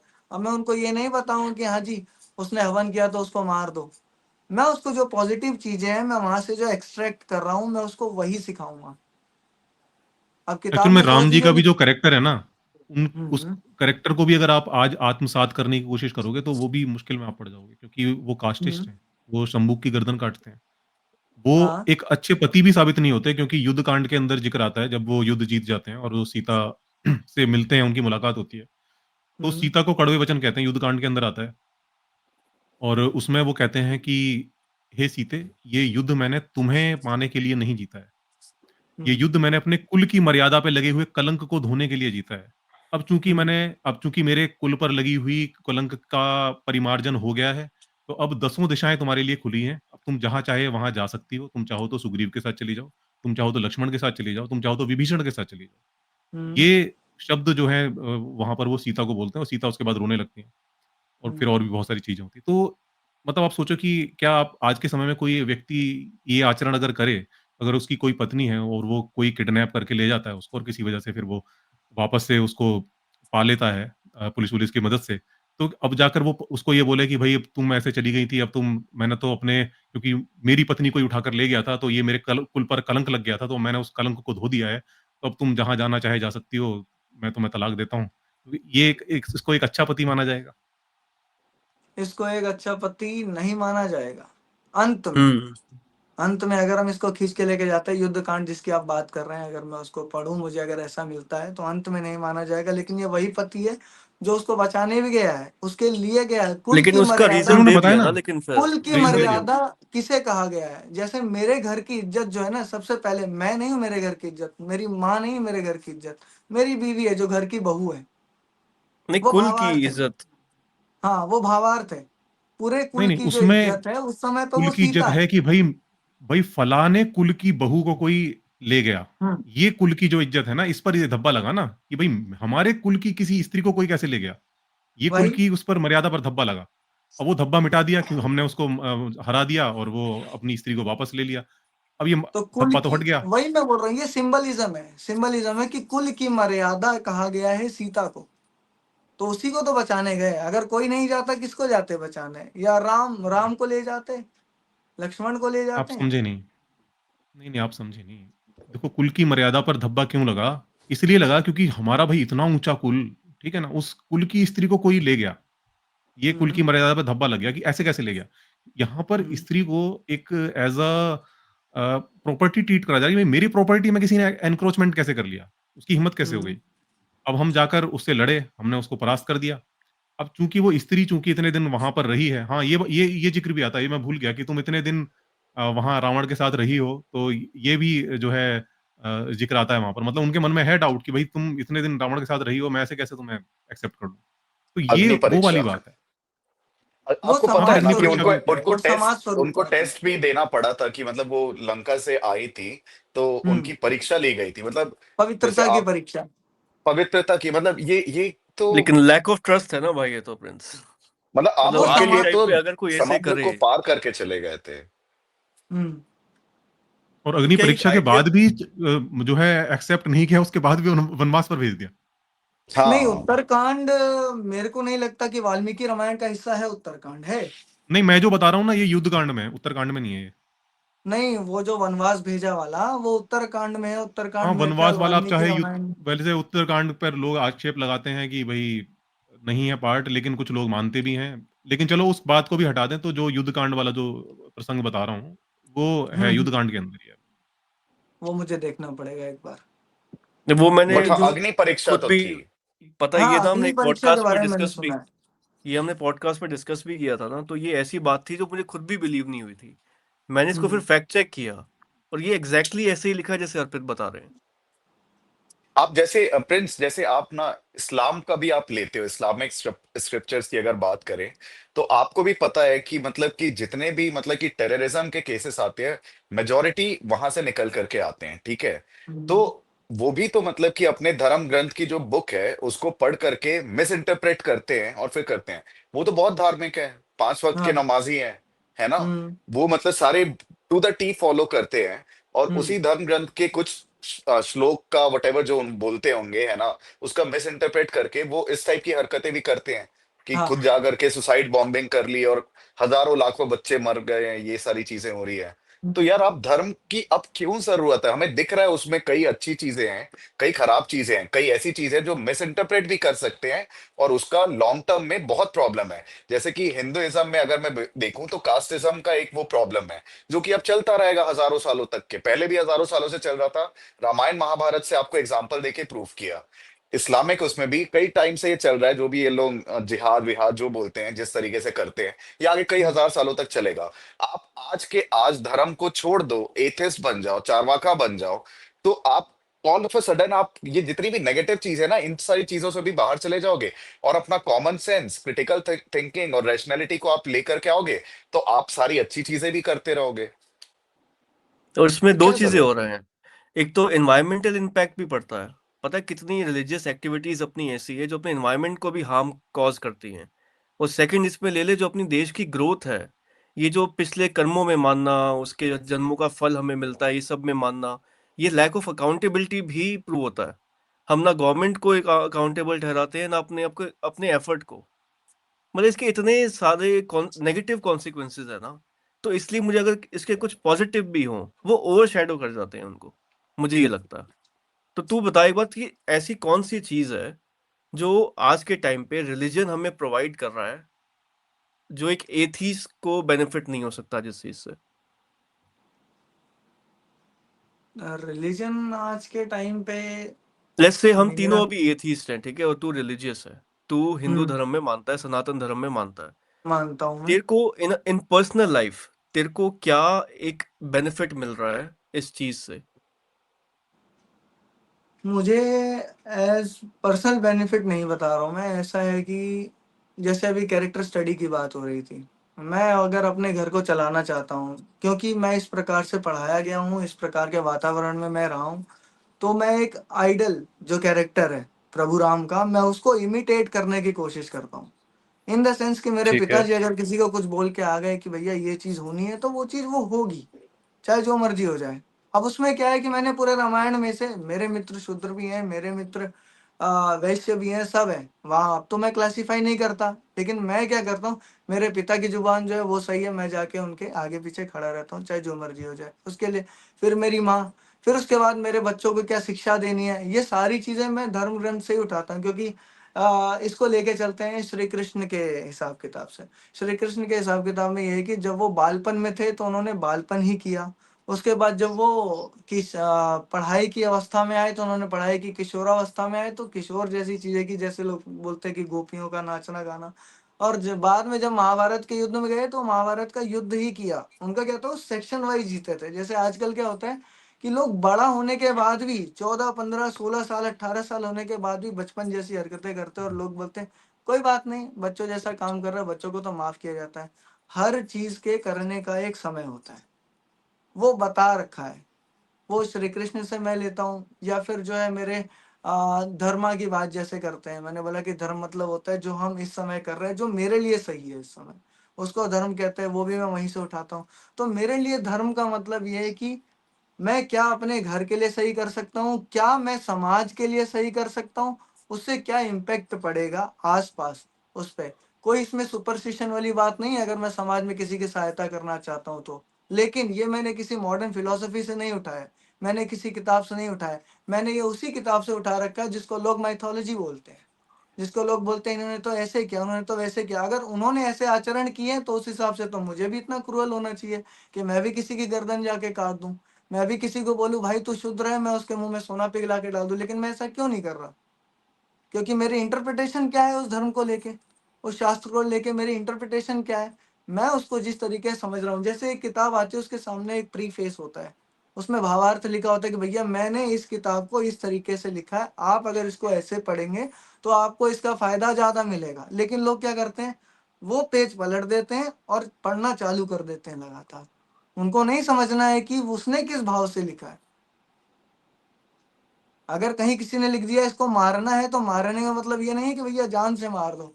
अब अगर आप प्रीफेस पढ़ेंगे तो उसने लिखा होगा कहीं न कहीं कि भैया मैंने इसको इसलिए बोला, या फिर किताब के अंत में भी लिखा होता है कि भैया ये पॉइंट्स है, मेरा इसका मतलब ये है, इसका मतलब ये है। अब आप अगर अपनी बुद्धि से जाएँगे उसको पढ़ने के लिए तो जो आपका दिमाग चल रहा है आप उसको वैसा ही मेनली समझेंगे। मेनली प्रिंस शायद तेरा यही पॉइंट है कि जितनी भी अपनी मिथोलॉजिकल कह ले या फिर अपनी कुछ लोग हिस्टोरिकल टेक्स्ट भी मानते हैं, तो उनमें जो हुँ, भी चीज़ें लिखी हैं, आप अच्छी-अच्छी चीज़ें उठा लो, वैल्यूज़ हुँ, डिराइव कर लो, और जो भी हुँ, सुपरस्टिशंस हैं, जिन बातों में सेंस नहीं बन रही है या फिर हार्मफुल हो सकती है आज की हुँ। सोसाइटी के लिए, उनको इग्नोर करो। तेरा हाँ, यही सीधी-सी पीओवी है ना बात है। इस पे? आपके हाथ में चाकू दिया है, सामने सब्ज़ी पड़ी है, आप चाकू से अपना गला थोड़ा काटोगे। आपको पता है चाकू से सब्ज़ी काटनी है? इसमें ना एक पॉइंट है मेरा जी कि बोलिए। आप डिसाइड किस आधार पर करते हो कि कौन-सी चीज़ आपको उठानी है, कौन-सी चीज़ नहीं उठानी है? मतलब या कौन-सी चीज़ अच्छी ये है या सब्जेक्टिव कौन-सी होता है चीज़ ना। खराब है? नहीं, हाँ, और सब्जेक्टिव भी ये होता है, और प्रॉब इसमें एक चीज़ और भी है, एक चीज़ और भी है, वो ये है कि अगर आपको पता है कि ये चीज़ अच्छी है और ये चीज़ मेरे को उठानी है, दैट मीन्स कि वो मोरल वैल्यू आपके अंदर ऑलरेडी है। आपको हाँ, पता है अच्छा क्या है, बुरा क्या है, तो फिर आपको वहाँ से ड्राइव करने की ज़रूरत ही नहीं है। जब आपको पहले ही बिल्कुल। पता है कि ये चीज़ अच्छी है और ये चीज़ गलत है, तो फिर आपको फिर उस ग्रंथ की ज़रूरत ही क्या है? इसका मतलब हाँ, सीधा है कि जैसे आप उस ग्रंथ को एक के लिए एक जस्टिफिकेशन ढूँढ रहे हो कि भाई देखो ये चीज़ें अच्छी भी तो हैं इसके अंदर। अरे वो तो आपको पहले ही पता है, तभी तो आपको पता है ना कि वो अच्छी चीज़ें हैं। नहीं, जैसे नहीं, ये क्रिश्चियनिटी में है जस्टिफाई ना, लव दाई नेबर बोलते हैं, है ना? ट्रू। आपको अपने पड़ोसी से प्यार करना चाहिए, और वो पड़ोसी का आप थोड़ा एक्स्ट्रापोलेट भी कर लो कि मतलब आपके पड़ोसी देश हो गया, आपके पड़ोस की सोसाइटी हो, मतलब सबको प्यार करो। तो ये तो मतलब यार मैं नहीं मानता, है ना? मैं कोई धर्म किसी भगवान भोग पे नहीं मानता। भाई मैं जानता हूँ यार, हाँ मतलब सबके लिए प्यार रखना चाहिए, किसी को नुकसान नहीं पहुंचाना चाहिए, इसके लिए क्या क्यों पढ़ने की क्यों जरूरत है? हाँ, प्रिंस, जैसे मैं नहीं। तेरे को एग्जांपल देता हूँ, जैसे तू भी बात कर रहा था ना कि लेट्स से तू अपने पिताश्री की हर आज्ञा का पालन करता है, तूने ये हुँ, वैल्यू तू कह रहा है मैंने सीखी रामायण से, हुँ, पर ये हुँ। वैल्यू तेरे अंदर पहले से ही थी। तभी तू जो कुछ बैड क्वालिटीज होंगी राम की, जैसे जो हम बात कर रहे थे उसकी युद्ध कांड में जो लिखा हुआ है, वो तू कभी डिराइव नहीं करेगा उस बात से, है ना? क्योंकि तुझे पता है कि वो गलत है। नहीं, ये ज्ञान मेरे अंदर पहले से कैसे था? ये मैंने कहीं से सुना होगा, किसी ने मुझे बताया होगा। ऐसा तो नहीं है कि मैं बचपन से पैदा हुआ मुझे पता है कि बाप की बात मानी जाती है, माँ की नहीं मानी जाती है, इसकी आई मानी थिंक ये जाती अपने है, इंडियन कल्चर इसकी का मानी भी एक जाती है। पार्ट है, लाइक कुछ कुछ चीजें तो ना हम हम अपने वो मोरल जो कल्चर से वैल्यूज़ ना स्टेप्स उठाते हैं। अहिंसा हैं। मोस्टली परमो हम धर्म। समाज से ही डिराइव करते हैं। हमारे हाँ, आस-पास जो समाज से समाज ही होता है है। ना, वहीं से डिराइव करते हैं हम। कोई नहीं धर्म ग्रंथ खोलकर वहाँ से मोरल वैल्यू निकालता है कि अच्छा ओहो ये लिखा है अब मैं ये करूँगा। वो तो पहले ही पता होता है उसको। जैसे अपनी आपको फैमिलीज पता है में ना है प्रिंस, ना, कितने लोग पेरेंट्स तो की पढ़ते ही नहीं है, रिस्पेक्ट होती है। हाँ, हुँ, कितने जैसे लोग ना अपने पढ़ते इंडियन ही नहीं है धर्म ग्रंथ हाँ, हाँ। लेकिन वो जैसे अच्छा अपने काम करते हैं। जैसे अपने इंडियन कल्चर में अपना जो फैमिली का वैल्यू सिस्टम है वो काफी स्ट्रांग है ना? हमारे अंदर प्यार होता है आपस में, ये सब। तो ये मैं आप जब बचपन से जब मैं बड़ा हुआ हूँ, मैं ये देखता हुआ आया हूँ। मैंने इसके लिए महाभारत, रामायण पढ़ के नहीं सीखी ये चीज़। ये तो लाइक अपने आप ही सीखते हो, अपने कल्चर की जो चीज़ें होती हैं। लेकिन ये फैमिली का वैल्यू सिस्टम जो है हमें एग्ज़ाम्पल कहाँ से दिया जाता है? अगर हमारे पूर्वजों को किसी को कुछ हमें बताना यार होता है, दादा-दादी। ऐसे तो यार उस टाइम पे ना राजाओं की मल्टीपल वाइफ्स होती थी। अब तो नहीं है ना? हाँ, नहीं होती। मैं वही तो बोल रहा हूँ कि दादा-दादी हमें अगर कोई चीज़ बताते हैं, उनके रेफ़रेंसेस कहाँ से आते हैं? क्या इन्हीं किताबों से नहीं आते हैं वो रेफ़रेंसेस? मुझे लगता है कि ये जो चीज़ें हैं ना, समय के साथ इवॉल्व करती हैं। एक समय रहा होगा कि जब जो उदाहरण दिए जाते होंगे और वो तब भी इन्हीं ग्रंथों से दिए जाते होंगे। लेकिन उस समय पर वो मोरल लगते थे लोगों को। जैसे मान लीजिए कि अगर कोई विधवा स्त्री है, उसका विवाह अगर नहीं करना है, हमारे समाज में अंग्रेजों के टाइम तक भी जो है विधवाओं के विवाह बहुत रेयरली हुआ ही नहीं करते थे। राजा राम मोहन राय का बहुत बड़ा संघर्ष है बिल्कुल। इसके बारे में, और तब जाकर ये चीज़ें शुरू हुई हैं। तो उस टाइम पर अगर कोई एक जस्टिफिकेशन दे रहा है इस चीज़ का कि भई विधवाओं का विवाह नहीं होना चाहिए, तो वो ग्रंथों से ही दे रहा है उदाहरण, और उसको मोरल माना जा रहा है उस समय पे। इसी तरह से अगर कोई कई सारी शादियाँ कर रहा है और मल्टीपल मैरेजेस हुआ करती थी हिंदू धर्मों के अंदर, तो वो वहाँ से वो मोरल वैल्यू उठा के दे रहा है कि हाँ, देखो ये तो कृष्ण जी ने तो इतने लाख रानियों से शादी की थी। तो ये आपके ऊपर हम्म डिपेंड करता है। आप जिस दौर में होते हो, उस समय उस समाज की जो मोरल वैल्यू होती है, आप वही उठाकर वहाँ से ले आते हो। बाकी को छोड़ देते हो। ये आज भी कर रहे हो आप, ये तब भी कर रहे हो, तो इसका मतलब है कि जो मोरल वैल्यू है, उसका संबंध ग्रंथों से नहीं है, उसका संबंध समाज से है। समाज जो है आपस में चर्चा करता है, विभिन्न जो भी समस्याएँ पैदा होती हैं, उन पर डिस्कशंस होते हैं। उसके बाद में कोई एक वैल्यू निकल कर आती है कि यार ये जो चीज़ है, ये जो है जिस पर कि मोस्टली लोग एग्री कर जाते हैं, वो एक मोरल वैल्यू बन जाती है। और प्रिंस भाई, जैसे ये जो अगर धर्म ग्रंथों से अगर लेट्स से समाज में कुछ चीजें अच्छी हो रही है ना, और उसका पूरा का पूरा एट्रीब्यूशन करते हो धर्म ग्रंथों को, तो फिर आपको सारी की सारी जो गंदी चीजें भी है ना जो समाज में फैली हुई है, जैसे कास्ट सिस्टम हो गया, टेररिज्म हो गया, ये सबको भी 100% एट्रीब्यूट करना पड़ेगा धर्म ग्रंथों को ही। उस समय फिर आप ये मत बोलना वो तो कुछ मिस इंटरप्रेट कर रहा था, नहीं वो गलत किया है, या फिर नहीं नहीं ऐसा नहीं होता है, कास्टिज्म नहीं होता है, वो तो वर्ण व्यवस्था होती है, ऐसे जस्टिफाई नहीं करोगे आप फिर। आपको हम्म। फिर पूरा का पूरा उसी को एट्रीब्यूट भी करना पड़ेगा। वो और आप उसी का समाज में साइड आप इफेक्ट है जानते हो, भाई। बिल्कुल, और आप जानते हो समाज में कितना ज्यादा फैला हुआ है कास्टिज्म, है ना? आपको पता है कि पूरी दुनिया भर में टेररिज्म कितना फैला हुआ है, तो उससे फिर आप क्या बोलोगे? ये चीज तो है कि धर्म से अगर कोई गलत काम करता है, धर्म शास्त्रों से अगर चीजें निकाल के गलत काम करता है तो कंडेमेबल है वो, या हमें उसको बिल्कुल बोलना चाहिए कि ये चीज जो इसने की है ये एक शब्द है, धर्मपरायण या ऐसा कुछ शब्द है कि ये ऐसा काम किया नहीं है जिसकी हमारा धर्म जो है अनुमति देता है, या फिर ऐसी चीज है, ये तो हम हाँ, लोग बिल्कुल कंडेम ऐसा नहीं करते है। हैं। वही ना कि मतलब इंडिया पाकिस्तान की लड़ाई ही क्यों हुई थी अभी, मतलब कि टेररिज्म फैला रहा है ना पाकिस्तान, और वो जो फैला हम्म। करके चले जाते हैं कसाब जैसे लोग, ये तो बोलते हैं हम तो भैया उनके लिए काम कर रहे हैं, हम तो भैया हेवन जाएंगे, मतलब कि अपने जन्नत जाएंगे, हूर परियों से मिलेंगे, 36 32 पता नहीं कितना। तो उनके हिसाब 72। से वो बिल्कुल 72 भाई, 72। 72 वो हुरें या मैंने मिलेंगी। कम बोल दिया था भाई, सॉरी, ज्यादा हो गई। तो मैं बोल रहा हूँ डबल। इस वजह से वो हजारों बच्चों को मार डालते हैं, ठीक है? हाँ। तो ये धर्म के ही नाम को लेकर के कर रहे हैं, फिर आप बोलोगे नहीं नहीं नहीं वो गलत लोग थे, वो लोग सही धर्म नहीं जानते हैं। यार छोड़ो ना, एथिज्म की तरफ ही बढ़ जाते हैं, कोई राम अल्लाह ये सारी चीजों की फिर जरूरत ही नहीं पड़ेगी ना, अब बस रैशनल रहना, क्रिटिकली सोचना, कॉमन सेंस यूज करना। चाकू अगर आपके पास है तो प्लीज उससे आप सेब काटो, और अगर शायद कोई आप करके आ करके आपके बच्चे को मारने की कोशिश करे तो तो आप सेल्फ उसकी डिफेंस में गर्दन में मारो काटो। भी, उसकी गर्दन भी काटो, है ना? तो यही है ना, मतलब कि रूल तो फिर सिंपल सा यही है। तो आप दिमाग लगाओ इसके लिए, फिर अगर किसी ने कुछ मार दिया तो आप फिर वो बोलोगे कि अरे नहीं नहीं ये तो गलत काम किया धर्म को पढ़ करके, नहीं, आपको वो सिचुएशन देखनी है और वैसे एक्ट करना है। भैया आपको तो हम्म। मार ही डालेगा ना, वो आपके बच्चे को मार ही डालेगा, तो फिर आप क्या करोगे उस टाइम पे, है ना? आप बचाने की कोशिश करोगे। तो आपके ऊपर है, आप अपना बेस्ट सिचुएशन में दिमाग यूज करो और बस फॉलो करो। धर्म की ऐसे जरूरत नहीं है ना फिर। इवन और एक जो मोरल मोरल वैल्यूज़ जो है ना, वो एक 1 साल के बच्चे के अंदर भी होती हैं। इसका मतलब प्रैक्टिकल है, इसका हुआ है, एक्सपेरिमेंट हुआ है इस पर। एक छोटा बच्चा है 1 साल का, और जो कि बोलना भी नहीं जानता, तो मतलब भाषा से भी वो उसको आप मोरल वैल्यू नहीं सिखा पा रहे हो। तो उसमें जो साइंटिस्ट थे उन्होंने क्या किया कि 2 सॉफ्ट टॉयज़ हैं, वो उसके सामने रखे गए, और जो एक सॉफ्ट टॉय था, उसको मतलब एक तरह से कहें कि एक उनको मतलब ऐसे हाथ से चला रहे थे, क्या बोलते हैं उसको, जो कठपुतली की तरह जो चलाते हैं, वैसे चलाकर उनको बच्चे को दिखा रहे थे। तो जो एक जो उसमें सॉफ्ट टॉय था, वो कोऑपरेटिव था, वो कोऑपरेट करता था, और एक जो था वो नॉन कोऑपरेटिव था। वो हमेशा चीज़ों को खराब करता था, और वो सपोर्ट नहीं करता था दूसरे वाले का।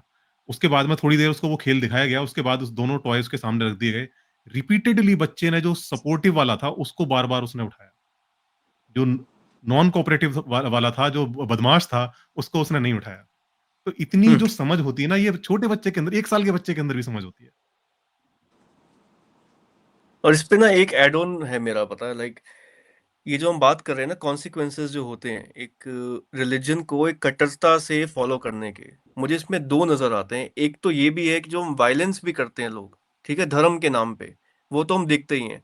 उससे तो हर एक धार्मिक पर्सन भी डिसएग्री करेगा, उसका डिस आर्ग्यूमेंट होगा उस चीज पे।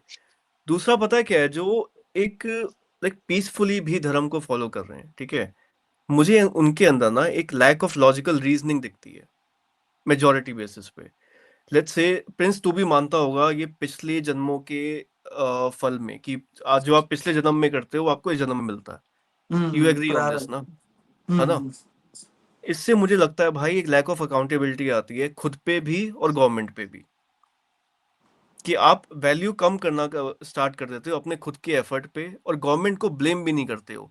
तभी पता है ये जो राइट विंगर्स होते हैं, जितने बीजेपी के सपोर्टर्स हैं, वो मेजॉरिटी में धार्मिक भी होंगे, जो सनातन धर्म में मानते हैं।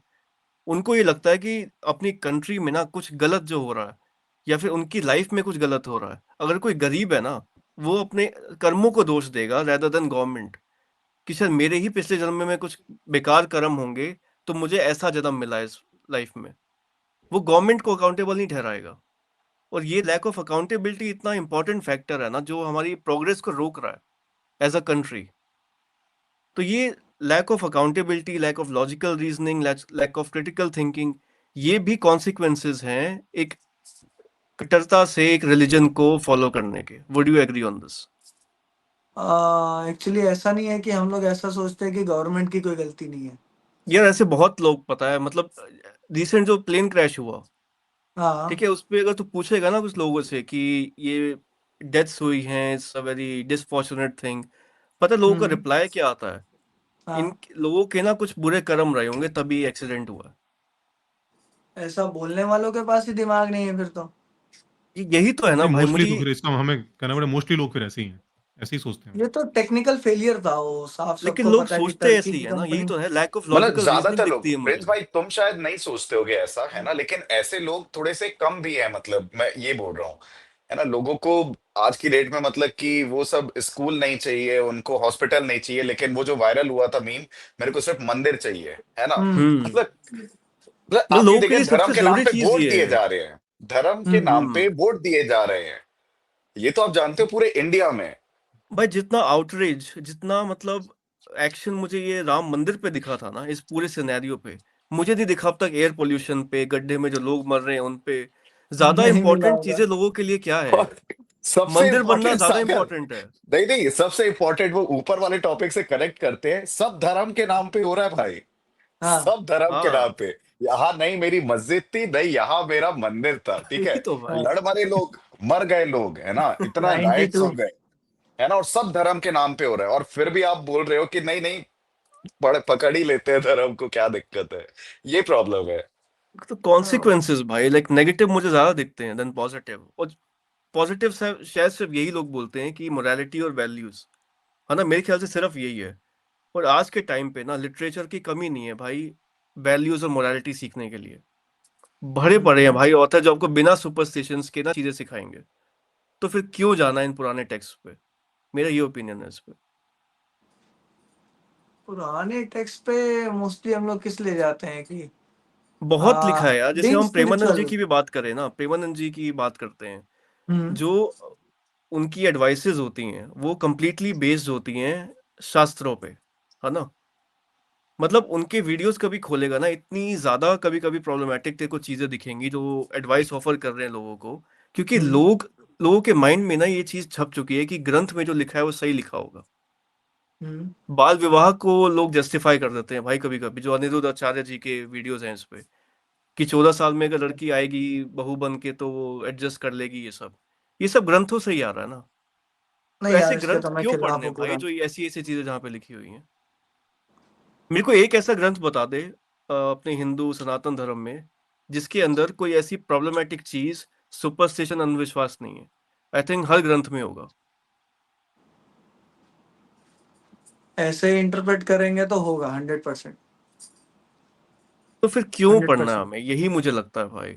अगर आज के टाइम पे लेट्स से कोई मॉडर्न ऑथर आता है और ऐसी कोई बुक लिखता है जिसके अंदर लेट्स से 30% सही चीजें हैं और 70% सुपरस्टिशंस वगैरह हैं, हम उसको हम्म, डिस्कार्ड कर देंगे इमीडिएटली, तू भी कर देगा, हाँ लेकिन जस्ट बिल्कुल। बिकॉज वो शास्त्र था तो तू नहीं करेगा, क्योंकि अब तेरी उसके अंदर एक सेंटिमेंट्स अटैच हो गए हैं। हाँ, श्रद्धा है फेथ मेरी है ना, उसमें। आस्था जुड़ गई ना आपकी अब उससे, हम्म। वो वाला प्रॉब्लम होता है। जैसे मैं अगर सिर्फ अपने फ्रेंड सर्कल में अगर मैं जैसे एक छोटा सा सर्वे करूँ ना, 90% लोग नहीं पढ़े हैं कोई भी बुक, 90 to 95% कोई बुक नहीं पढ़े हम्म। हैं, लेकिन वो सारे अच्छे, कोई मुस्लिम है, कोई क्रिश्चियन है, और कोई अपना हिंदू भाई है, कोई पंजाबी है, ये सब अच्छे काम कर रहे हैं, और किसी ने कुछ नहीं पढ़ा है। ठीक है, उनके पेरेंट्स भी कई लोगों ने नहीं पढ़ी है, लिटरली मैं बता रहा हूँ, है ना, वो बुक्स नहीं पढ़ी है, मैं ये बोल रहा हूँ, लेकिन फिर भी अच्छे हैं यार। इट्स ओके, मतलब you will be just fine without books.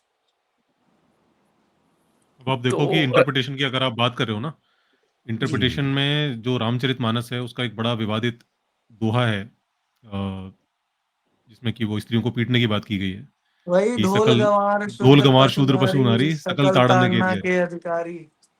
अगर पुराने ग्रंथ अगर आप पढ़ोगे ना, कई आप आर्काइव पर देखना, आर्काइव पर शायद पुराना एडिशन कोई आपको मिल जाएगा, तो उसके लेकिन अंदर ताड़ना का अर्थ पीटना ही लिखा हुआ है। लेकिन आज जो गीता प्रेस का जो संस्करण है, उसको अगर आप देखोगे तो ताड़ना का अर्थ उन्होंने बदल कर शिक्षा देना कर दिया है। तो अब आप बताओ कि नहीं, मोरली ताड़ना कौन का अर्थ इन्वॉल्व जो होगा? है उसको वो भी कर दिया, नजर में रखना। उनको ना हाँ, प्रिंस यही लगता है, पता है कि आज के टाइम पे जो चीज फिट नहीं बैठ रही है ना, उसको हम अब उसको री इंटरप्रेट करेंगे। हम बताते हैं इसका वो कहना क्या चाहते थे, और जो कहना कॉन्स्टिट्यूशन में चाहते जैसे थे वो क्लियर अमेंडमेंट था। होता है ना, हाँ कॉन्स्टिट्यूशन में हाँ। नहीं, अमेंडमेंट होता है, तो इस इसमें पे भी तो बहुत अमेंडमेंट बड़ी चल रहा न्यूज में डिबेट हुई थी, जिसपे बैकवर्ड क्लासेस के लोग या फिर एससी एसटी वाले भी आए थे, जो बोल रहे थे कि इसमें बोला गया है कि ढोल गवार शूद्र पशु नारी, बोलते शूद्र पशु और नारी को ताड़ने के लिए बोला गया। तो उसमें बहुत अच्छा एक्सप्लेनेशन दिया था सुधांशु त्रिवेदी जी ने आके, है। वो तो बहुत अच्छा देते हैं, उनका तो वो तो खैर राजनाथ वो सिंह के तो राइटर। जयराज जी की। वो समझा के गए थे हाँ। न्यूज में कि भैया ये जो तुम समझ रहे हो ना, ताड़ने का अर्थ वो मारना नहीं है। ताड़ने का अर्थ ये होता है कि भैया आप किसी को नजर में रखो और वो कोई गलती ना कर दे। यार वो री इंटरप्रेट कर रहे हैं बस इसीलिए कि reinterpret हम कर रहे किसी हैं। ना किसी तरह जस्टिफाई कर पाए, कि लोग बस ताड़ना इनसे का अर्थ अटैच रहे। रामचरितमानस के दूसरे ही और भी दोहे हैं, जिसमें ताड़ना शब्द आता है, जिसमें सापा ताड़त पुरुष कहता, उसके अंदर तो आज भी गीता प्रेस के अंदर पीटना ही लिखा हुआ है। तो हम्म। मतलब वो ताड़ना का अर्थ पीटना ही है वहां पर। आप मतलब बताओ कि आप ढोल को कैसे शिक्षित करोगे, पशु को कैसे शिक्षित करोगे? ये तो बेवकूफ वाली बात है, वो पीटने पशु वाली को बात है तो वहां पर। वही है ना, पशु को मार के शिक्षित किया जाता है कि हाँ इस रास्ते जा रहा है, इस नहीं, रास्ते ट्रेन नहीं करा जा जाता, रहा है। शिक्षित नहीं करा जाता। पशु को आप शिक्षित थोड़ी कर सकते हो, वो सीधा काका चले, काका थोड़ी लेफ्ट सिखाते हो चले, उसको। राइट चले। हाँ भाई, मेरा भी ट्रेन है, मेरे पास भी एक है। तो वही है और यार। बाकी मैं लेकिन बताऊं, उसको ताड़ने की इसमें जरूरत नहीं पड़ी, जो मेरे पास है उसको ताड़ने की जरूरत नहीं पड़ी, खुद ही सीख गया वो। जो वो इस तरह के भोजपुरी जो जानता है। करते हैं ना, ताड़ने का मतलब कि नजर रखना, ताड़ने का मतलब शिक्षा देना, ये हाँ। चीजें आपको शास्त्र में नहीं मिलेंगी। अगर शास्त्र पे ही जाना है ना, तो ताड़ने का ना एक अर्थ और मिलता है, और वो हाँ। वेदों के अंदर मिलता है। वेदों के अंदर इंद्र इंद्राणी संवाद है, जिसके अंदर जो इंद्राणी है वो इंद्र से कहती है, हे इंद्र, तुम अपनी पुरुष इंद्री से मुझे ताड़ित करते हो। पुरुष इंद्री, आप हम्म, समझ पा रहे होंगे क्या बात हो रही है यहाँ पर, हम्म। ठीक है ना? रीइंटरप्रेट कर दो क्या मैं? तो नहीं, अगर वो मैं समझ रहा इस हूँ, क्या हिसाब से ताड़ने का ट्रांसलेशन अर्थ का लिया जाए, जरूरत तो नहीं है। स्त्री उस तरह से ताड़ने की अधिकारी, मतलब ये मुझे नहीं लगता तुलसीदास जी सेंस में कह रहे होंगे। आई एम सॉरी, बट मतलब अगर इंटरप्रेट करना है तो ऐसे भी कर सकते हो आप। हाँ। वही यार, तो प्रिंस भाई तो है मतलब। ऐसे ना, काफी एम्बिग्विटीज है, पता है प्रिंस, मतलब हाँ। प्रॉब्लम बस यही है। और हम लोग को इट्स ओके, तू मैं जैसे को गीता को मैं एज अ फिलोसफी में पढ़ रहा हूँ आजकल, मैं रात में अष्टवक गीता को मैं मतलब कि सुन रहा हूँ, उसका मीनिंग क्या है, मैं वो सारी चीजें एज अ फिलोसफी ले रहा हूँ।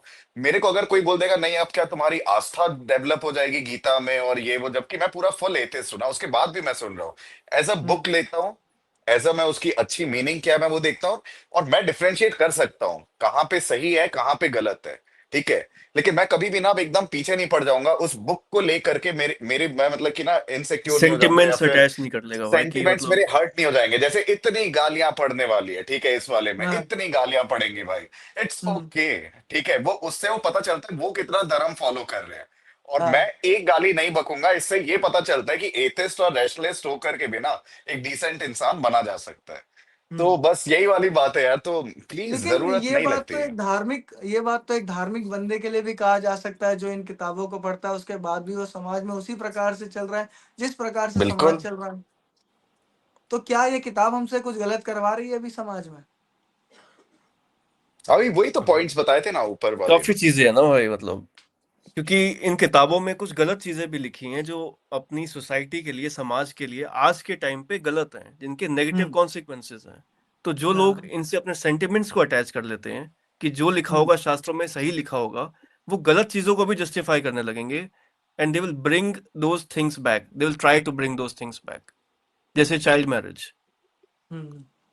तो यही होता है ना भाई कि लोग सती क्रिटिकली प्रथा वैसे ही हो नहीं गई सोचते यार, हैं अपने देश सती में। प्रथा हो गया, कास्टिज्म हो गया, मतलब कि 1760 चीजें चल रही है जो हमें दिख रहा है कि गलत हो रहा है, मेरे और को इन्हीं और सब ये धर्म वरम से।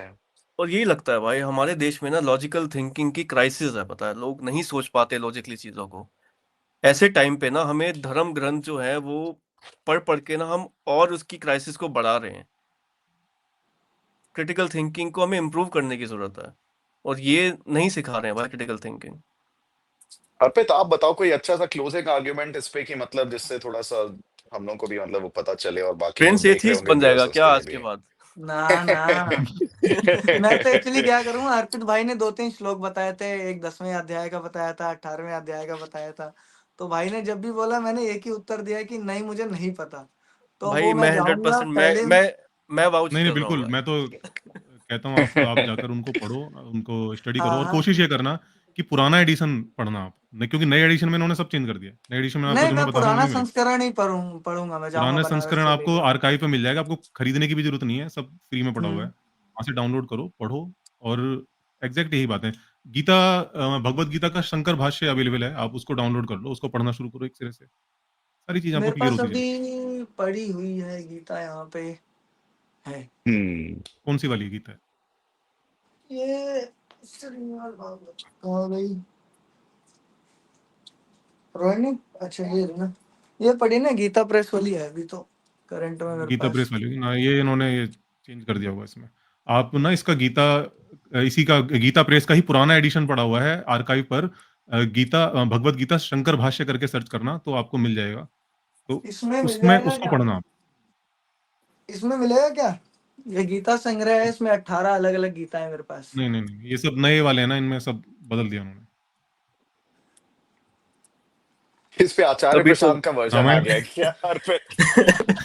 आचार्य प्रसाद। वो उनका तो हो सबसे सकता है। क्लीनेस्ट है भाई, पता है, उनका सबसे वो तो कहीं नहीं क्लीनेस्ट मिलेगा, फॉर्म है। वो तो अलग ही है। कोई अंधविश्वास नहीं अच्छा है वो उनके एकदम अंदर, न्यू उसके वर्जन अंदर है। वो वो अलग उसके है। अंदर प्रैक्टिकल कोई वर्जन है। सुपरस्टिशन नहीं है भाई। सही है यार। तो अर्पित आप बताएं कुछ क्लोजिंग स्टेटमेंट दो फिर। हाँ, क्लोजिंग मैं इसमें यही कह सकता हूँ कि देखिए, धर्म जो है ना, आपको एक चीज करता है कि धर्म का जो मार्ग है वो एक्चुअल में आस्था वाला मार्ग है। यहाँ पर आपको आस्था रखनी पड़ेगी, और जब आप आस्था रखते हो तो उसका मतलब ये भी होता है कि आप अपनी तर्क शक्ति को गिरवी रख रहे हो, तर्क शक्ति को आप हटा रहे हो, तभी तो आप आस्था रख पाओगे ना। अगर आप, हम्म। आस्था और तर्क ये दोनों अलग अलग चीजें हैं। अगर आपने आस्था रख ली तो फिर तर्क वहां पर नहीं आ सकता, अगर आपने तर्क पकड़ लिया तो फिर वहां पर आस्था नहीं आ सकती। और धर्म का जो मार्ग है वो आस्था वाला मार्ग है। हो सकता है उस आस्था के जरिए आप कुछ अच्छी चीजें भी कर जाओ, लेकिन मुख्य चीज ये है कि आप जो कुछ भी कर रहे हो वो समझदारी से नहीं आ रही है आपके, आप उसको हम्म। ब्लाइंडली फॉलो कर, और जो ऐसा मार्ग जो कि अंधा है, वो आपको कहीं भी ले जा सकता है। तो इसीलिए बुद्धि को खुली रखनी है। और एक चीज और भी है जो कि धर्म, मुझे लगता है कि उसकी सबसे बड़ा जो नेगेटिव पॉइंट है धर्म का, वो यही है कि ये डिवाइड करता है हमको। ये सोचो कि इस भारत के अंदर जो विभाजन हुआ, जिसमें इतने लोग मारे गए, उस विभाजन की वजह क्या थी? ये जो हिंदू है, मुस्लिम है इस देश के अंदर, अगर इनकी हम पीछे हम थोड़े इनकी जनरेशंस देखेंगे तो एक टाइम पर ये हमारे ही लोग होंगे ये। ऐसा नहीं है कि ये कहीं बाहर से आए हुए लोग हैं, ये यहीं के इसी ज़मीन के लोग हैं, और हो सकता है कि हमारी जो है इनसे कोई लीनिएज जाकर मिले, और मिलेगी, ज़ाहिर-सी बात है, क्योंकि ये भारतीय लोग ही हैं। लेकिन क्या है कि चूँकि उन्होंने धर्म अलग कर लिया, उनकी आस्थाएँ अलग हो गई, उनके विश्वास अलग हो गए, अब उसकी वजह से इतना बड़ा डिवाइड है कि विभाजन जैसी त्रासदी ये देश झेलता है। वो एक साथ रहने को राजी नहीं है, वो कहते हैं भई हमको अपना अलग देश चाहिए। हिंदू इधर कह रहे हैं नहीं हमको अपना अलग देश चाहिए। और इस चीज़ को आज तक कंटिन्यू करा जा रहा है। आज भी जो विभाजन की जो खाई है, आज भी अब देखो कि जो जिस तरह का कम्युनलिज़्म हमें देखने को मिल रहा है, उसका जो आधार अगर धर्म नहीं है तो फिर क्या है? लोग, कोई बाबा हैं और बहुत सारे नेता भी हैं जो कहते हैं भाई हम हिंदू राष्ट्र बनाएंगे। ये आप प्रगति की बातें नहीं कर रहे हो, आप वापस बैकवर्ड जाने की बातें कर रहे हो। चाइना जो है वो एआई बना ले रहा है और हम जो है हिंदू राष्ट्र बनाने की बातें कर रहे हैं। तो ये जो बेवकूफियां हैं, ये तब तक खत्म नहीं होंगी जब तक कि जो हमारा यूथ है ना, इस धर्म के सम्मोहन से बाहर नहीं आएगा। और उसके लिए जरूरी है कि बुद्धि खुले। ये जो अंधापन है धर्म को लेकर, धर्म ग्रंथों को लेकर, इससे बाहर आने की जरूरत है। आपको अगर पढ़ने का शौक है, आप बिल्कुल पढ़ें, कोई अच्छी बात आपको मिल रही है तो बिल्कुल उसको आप जीवन में उतारें, उसमें किसी को दिक्कत नहीं है। लेकिन ये मान लेना कि जो हमारा धर्म है, वो बहुत अच्छा है, उसमें कुछ भी गलत नहीं है, लोगों ने गलत इंटरप्रेट कर दिया, ये सब जो है बचकानी बातें हैं। मैं अगर भी आप बस इस पे ईमानदारी अर्पित, से मैं बस पढ़ेंगे। बिल्कुल एकदम, आपने एकदम बहुत सही बोला। मैं तो सिर्फ एक या दो लाइन ही इस पे मैं बोलूंगा कि रिलीजन या धर्म आपसे ना बहुत अच्छा काम करवाने में भी सक्षम है और बहुत बुरे से बुरा काम करवाने में भी सक्षम है। इसलिए मैं बीच में रहता हूँ, हर चीज पे क्वेश्चन करता हूँ, हर चीज को पढ़ूंगा भी। ऐसा नहीं कि मैं एथिस्ट हूं तो मैं कोई रिलीजियस बुक नहीं पढ़ूंगा, ऐसा बुक पढ़ूंगा, ऐसा फिलोसफी पढ़ूंगा, ठीक है, ताकि मैं कभी भी कोई एकदम खराब काम तो ना ही करूं। अगर बहुत अच्छा काम नहीं भी कर पाया तो मैं ठीक ठाक ही काम करूंगा, किसी को नुकसान नहीं पहुंचाऊंगा। इसलिए क्वेश्चन एवरीथिंग। बिल्कुल। प्रिंस भाई। मेरा क्लोजिंग कमेंट ये रहेगा कि अगर आप धर्मशास्त्र पढ़ रहे हैं तो इसमें से समाज के लिए कल्याणकारी क्या है वो चीजें आप निकालें, समाज के अनुकूल जो चीजें हो सके वो करें, और मर्यादा वाली जितनी चीजें हो सके जिससे समाज को भी फायदा और आपको भी फायदा, वो सब करें आप। ये नहीं है कि वहां से कोई ऐसी चीज निकाल ली जिससे आपको नुकसान और समाज को भी नुकसान है, जिससे आप बंट जाओ आपस में, क्योंकि बंटवारा इस समय पे जरूरत नहीं है। बंटवारा मालदा हत्याकांड के समय भी हुआ था, आजादी से पहले। वो भी हमने त्रासदी देखी है बंगाल में, और फिर 1947 में भी देखी है। तो धर्म को लेके विभाजन की नीति ना करे तो ज्यादा बढ़िया। अगर वो संगठित कर रहा है तो धर्म के साथ हम चल सकते हैं, क्योंकि धर्म संगठन का भी कार्य करता है। संगठन का कार्य करता है, लेकिन वो हम्म। संगठन वो अपने ही सबसेट के अंदर संगठित करता है लोगों को।